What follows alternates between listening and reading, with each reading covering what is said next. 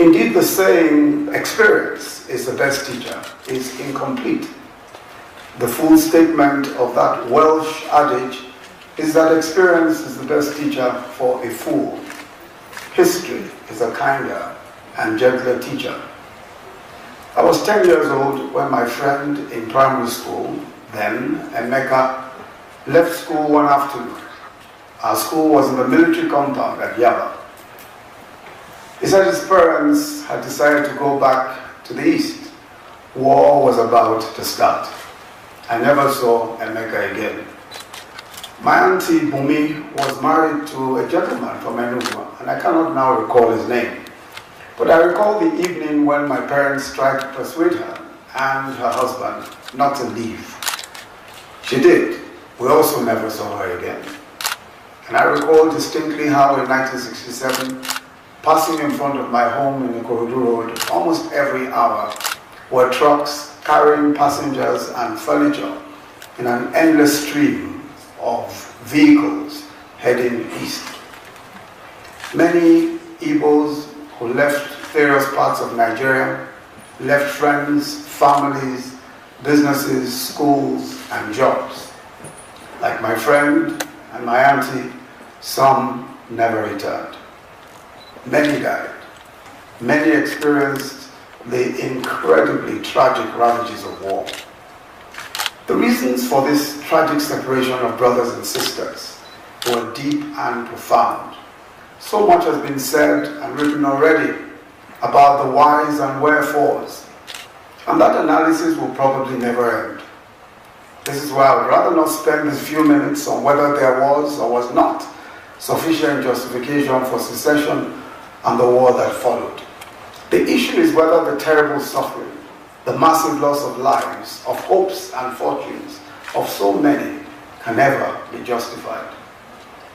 As we reflect on this event today, we must ask ourselves the same questions that many who have fought or been victims in civil wars, wars between brothers and sisters, ask in moments of reflection. What if we had spent all the resources, the time, and the sacrifice that we put into the war, into trying to forge unity? What if we had decided not to avenge the wrong done to us? What if we had chosen to overcome evil with good? The truth is that the spilling of blood in dispute is hardly ever worth the losses. Of the fallouts of bitter wars is the anger that can so easily be rekindled by those who, for good or ill, want to resuscitate the fire. Today, some suggest that we must go back to ethnic nationalities, from those ethnic nationalities from which Nigeria was formed. They say that secession in one form or the other is the answer to the charges of marginalization. They argue that separation from the Nigerian state will ultimately result in successful smaller states. They argue eloquently, I might add, that Nigeria is a colonial contraption that cannot endure. This is also the sum and substance of the agitation for Biafra. The campaign is often bitter and vitriolic, and has sometimes degenerated to fatal violence. Brothers and sisters, permit me to differ and to suggest that we are greater together than apart. No country is perfect. Around the world, we have seen and continue to see the expressions of international discontent. Indeed, not many Nigerians seem to know that the oft-quoted line about Nigeria being, quote, a mere geographical expression, originally applied to Italy. It was the German statesman Clemens von Metternich who dismissively summed up Italy as a mere geographical expression, exactly a century before Nigeria came into being as a country. From Spain to Belgium to the United Kingdom and even the United States of America, you will find many today who will venture to make similar arguments about their countries, but they have remained together. The truth is that many, if not most nations of the world, are made up of different peoples and cultures and beliefs and religions who find themselves thrown together by circumstances. Nations are indeed made up of many nations. The most successful of the nations of the world are those who do not fall into the lure of separation, but who through thick and thin forge unity in diversity. Nigeria is no different. We're not one, we're not three, but more like 300 or so ethnic tribes within the same geographical space, presented with a great opportunity to combine all of our strengths into a nation that is truly, to borrow an expression, more than the sum of its parts. Let me say that there is a solid body of research that shows that groups that score high on diversity turn out to be more productive, more innovative than less diverse ones. There's also research showing that even companies that place a premium on creating diverse workplaces do better financially than those who do not. This applies to countries just as much as it does to countries. The United States is possibly a great example of bringing together an impressively diverse cast of people together to consistently accomplish world-conquering economic, military, and scientific feats. It is possible in Nigeria as well. Instead of trying to flee into the lazy comfort of homogeneity, every time we're faced with the frustrations of living together as countrymen and women, the more beneficial way for us, individually and collectively, is actually to apply the effort, the patience, to understand one another, and to progressively aspire to create one nation, which in the words of our anthem, is bound in freedom, in peace, and in unity. That, in a sense, should be the Nigerian dream. The enthusiasm to create a country that provides reasons for the citizens to believe in it. A country that does not discriminate or marginalize. We're not there yet, but I believe that we have a strong chance to advance in that direction.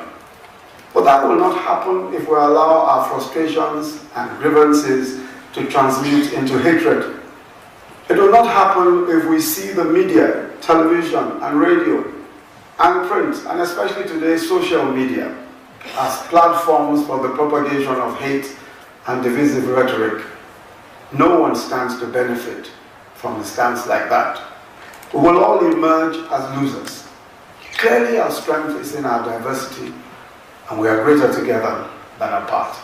Imagine for a moment that an enterprising young man from Aba had to apply for a visa to travel to Kano to pursue his entrepreneurial dreams, or that a young woman from Abeokuta had to fill immigration forms and await a verdict in order to attend her best friend's wedding in Maya.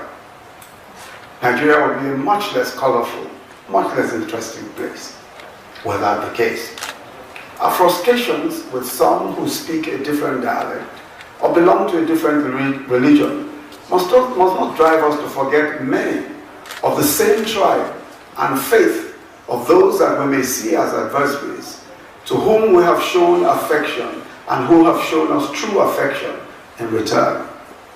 My godson is Sonkele Awakalu, his father Awakalu, senior advocate of Nigeria, and I taught at the University of Lagos. After that, when I was serving as advisor to the Attorney General of the Federation in 1988, I invited him to join me, and he and I served as advisors to Judge Bola Ajibola for 5 years. My first book was dedicated to Sonkele and my 2 other godchildren. I did not have any children of my own then. Chief Emmanuel Dimike is almost 80 years old. He was my father's friend and business associate in my father's sawmills in Lagos. Chief has been like a father. I see him almost every Sunday. He worships with me at the chapel, at the Aso Villa Chapel. The individual, and he has remained here in Abuja, according to him, to make sure that I walk the straight and narrow.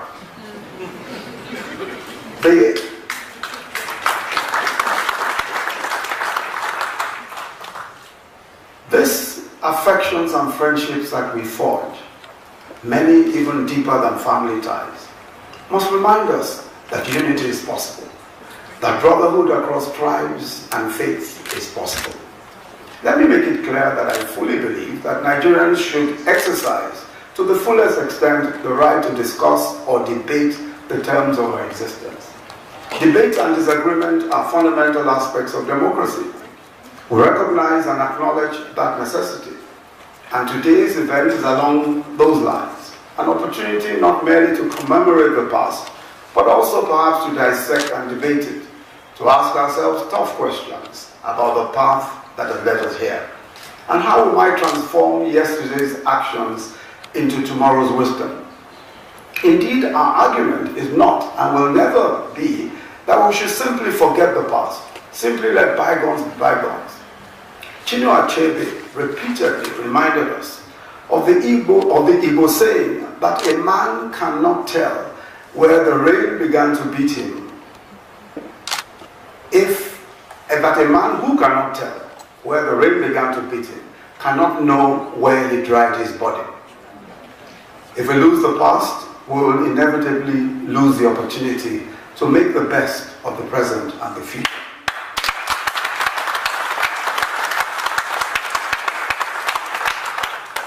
In an interview years ago, the late Dean Chukwuemeka Ojukwu, explaining why he didn't think a second Biafran war should happen, said, and I quote, "We should have learned from the first one, otherwise the deaths would have been to no avail. It would all have been in vain," end of quote. We should also be careful that we do not focus exclusively on the narrative of division at the expense of the uplifting and inspiring ones. The same social media that has come under so much censure for its propensity to propagate division has also allowed multitudes of young Nigerians to see more of the sights and sounds of their country than ever before. And for every young Nigerian who sees the internet as an avenue for spewing ethnic hatred, there is another young Nigerian who is falling in love or doing business across ethnic and cultural lines on the same internet. A young Nigerian who looks back on his or her NYSC year in unfamiliar territory as one of the valued highlights of their lifetime. These stories need to be told as well. These are the stories that remind us that the journey to nationhood is not an event but a process, filled as with life itself with experiences, some bitter, some sweet. The most remarkable attribute of that process is that a succeeding generation does not need to bear the prejudices and failures of the past.